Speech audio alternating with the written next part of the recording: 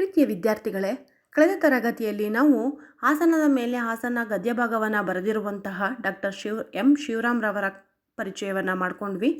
ಇಂದಿನ ತರಗತಿಯಲ್ಲಿ ನಾವು ಪಾಠದ ವಿವರಣೆಯ ಕಡೆ ಗಮನವನ್ನು ಕೊಡೋಣ. ನೋಡಿ ಮಕ್ಕಳ, ಗದ್ಯ ಭಾಗ 8 ಆಸನದ ಮೇಲೆ ಆಸನ. ರಾಶಿ, ಅವರ ಕಾವ್ಯನಾಮ ಡಾಕ್ಟರ್ ಶಿವರಾಮ್. ಮಧ್ಯಾಹ್ನ ಸುಮಾರು 3 ಗಂಟೆ ಆಗಿದೆ. ಕಚೇರಿಯಲ್ಲಿ ಕುಳಿತು ಬರೆದು ಸೊಂಟ ಹಿಡಿದುಕೊಂಡು ಬಿಡ್ತು. ಸೊಂಟ ಹಿಡ್ಕೊಂಡ್ಬಿಟ್ಟಿದೆ.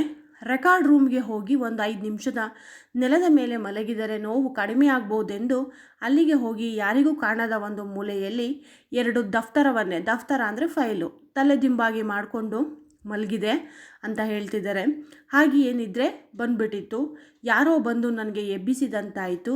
ಹೆಚ್ಚೆತ್ತು ಕುಳಿತು ನೋಡಿದರೆ ಎದುರಿಗೆ ನಮ್ಮ ಚಿಕ್ಕ ಸಾಹೇಬರು ಬಂದಿದ್ದರು. ಏನ್ರಿ ಇದೇನು ಮಲಗುವ ಮನೆಯೋ ಎಂದರು ಅಂತ ಪ್ರಶ್ನೆ ಮಾಡಿದ್ರು. ಅಂದರೆ ಕೆಲಸ ಮಾಡುವಂತಹ ಸಂದರ್ಭದಲ್ಲಿ ಅವ್ರು ಅಲ್ಲಿ ಮಲ್ಕೊಂಡ್ಬಿಟ್ಟಿದ್ರೆ ಅವರು ಏನು ಸಾಹೇಬರು ಬಿಡ್ತಾರಾ? ಅವ್ರಿಗೂ ಕೂಡ ಅದೇ ರೀತಿಯಾಗಿ ಕೇಳಿದ್ರು. ಏನ್ರಿ ಇದು, ಇಲ್ಲಿ ಮಲ್ಕೊಂಡಿದ್ದೀರಾ, ಮನೆನಾ ಇದು? ಸರ್ವನಾಶೆ ಸಮುತ್ಪನ್ನೆ ಸತ್ಯಂ ವದತಿ ಕಿಂಕರಃ. ಅಂದರೆ ನನ್ನ ಟೊಂಕ ನೋವು, ಅದಕ್ಕೆ ತಕ್ಕ ಮದ್ದು ಎಲ್ಲವನ್ನು ಹೇಳಿದೆ. ಟೊಂಕ ನೋವು ಅಂದರೆ ಸೊಂಟ ನೋಯ್ತಾಯಿತು, ಹಾಗಾಗಿ ಅದಕ್ಕೆ ಬಂದು ಇಲ್ಲಿ ಮಲ್ಕೊಂಡಿದ್ದೆ ಅಂತ ಹೇಳ್ತಾ ಇದ್ದಾರೆ. ಚಿಕ್ಕ ಸಾಹೇಬರು ಅವ್ರಿಗೆ 40ಕ್ಕೆ ಮೀರಿದಂತಹ ಯೌವನಸ್ಥರಾಗಿದ್ದರು. ಅಂದರೆ 40ಕ್ಕೆ ಮೀರಿದಂತಹ ಯೌವನಸ್ಥರು ಅಂದರೆ 40 ವರ್ಷ ಆಗಿದೆ. ಆಯಾಕಟ್ಟು ಸ್ವಲ್ಪ ನನ್ನಂತೆಯೇ ಇತ್ತು. ಹೊಟ್ಟೆಯ ಸುತ್ತ ಹೆಚ್ಚಳತೆ.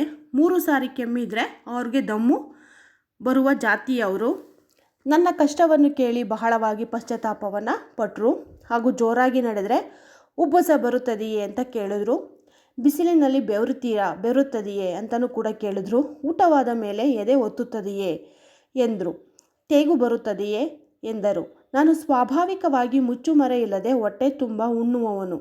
ತೇಗು ಬಂದರೆ ತೃಪ್ತಿ, ತೇಗೆ ಹೊಟ್ಟೆ ತುಂಬಿದುದಕ್ಕೆ ಸೂಚನೆ ಎಂದು ತಿಳಿದವನು. ಬಿಸಿಲಿನಲ್ಲಿ ಬೆವರುವುದು ಉಂಟು. ಬಸ್ಸಿಗೆ ಜೋರಾಗಿ ನಡೆದರೆ ದಮ್ಮು ಬರುವುದು ಉಂಟು. ಚಿಕ್ಕ ಸಾಹೇಬರು ಕೇಳಿದಾಗ ಎಲ್ಲದಕ್ಕೂ ಹ್ಞೂ ಎಂದೆ. ಹಾಗೆ ಹೇಳುವಾಗಲೇ ಏನೋ ಕಾಯಿಲೆಯ ಸೂಚನೆಗಳಿವು ಎಂದು ತೋರಿ ಬಂತು.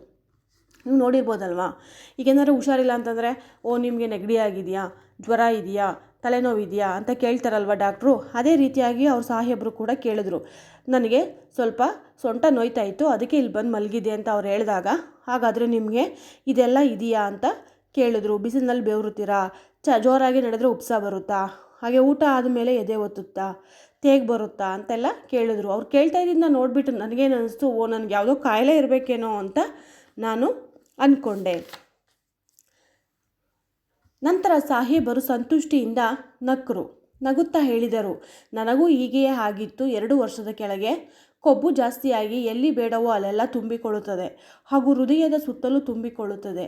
ಒಂದಲ್ಲ ಒಂದು ದಿನ ಲಬ್ ಡಬ್ ಎನ್ನುವುದು ಲಸ್ ಡಸ್ ಎನ್ನುತ್ತದೆ. ಅಲ್ಲಿಗೆ ಮುಗಿಯಿತು. ಈಗಲೇ ಹುಷಾರಾಗಿರಿ.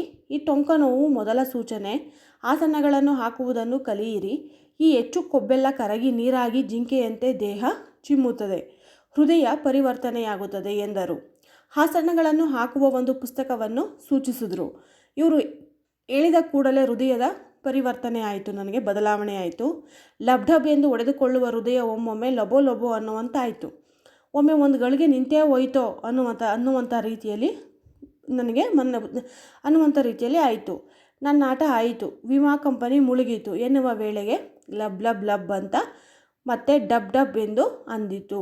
ಓಹೋ, ಏನೋ ಬಂತು ನನಗೆ. ಈ ವೈದ್ಯರ ಹತ್ತಿರ ಹೋಗಿ ಅವರ ಹೊಟ್ಟೆ ತುಂಬುವುದರ ಬದಲು ಈ ಪುಸ್ತಕ ತೆಗೆದುಕೊಂಡು ಈ ಪ್ರಕಾಶಕನಿಗಾದರೂ ಒಂದು ತುತ್ತು ಅನ್ನ ಕೊಡೋಣ ಅಂತ ಅಂದ್ಕೊಂಡು ಆಸನದ ವಿಧಾನದ ಪುಸ್ತಕವನ್ನು ಕೊಂಡ್ಕೊಂಡು ತಂದೆ ಅಂತ ಹೇಳ್ತಾ ಇದ್ದಾರೆ.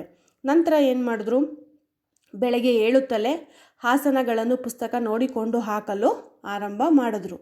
ಮೊದಲು ಪದ್ಮಾಸನ, ಕುಕ್ಕುಟಾಸನ, ಮತ್ಸ್ಯಾಸನ, ಸಿಂಹಾಸನ, ಗಜಾಸನ ಎಲ್ಲವನ್ನು ಕೂಡ ಹಾಕಿದ್ರು. ಇದೆಲ್ಲ ಏನಾಯಿತು, ಅವ್ರಿಗೆ ಸುಲಭವಾಗಿ ಕಾಣ್ತು. ಹಾಗಾದರೆ ಮುಂದೆ ಏನಾಯಿತು, ಯಾವ ರೀತಿ ತೊಂದರೆಯನ್ನು ಅನುಭವಿಸಿದ್ರು ಅನ್ನೋದನ್ನು ನಾವು ಮುಂದಿನ ತರಗತಿಯಲ್ಲಿ ತಿಳ್ಕೊಳ್ಳೋಣ.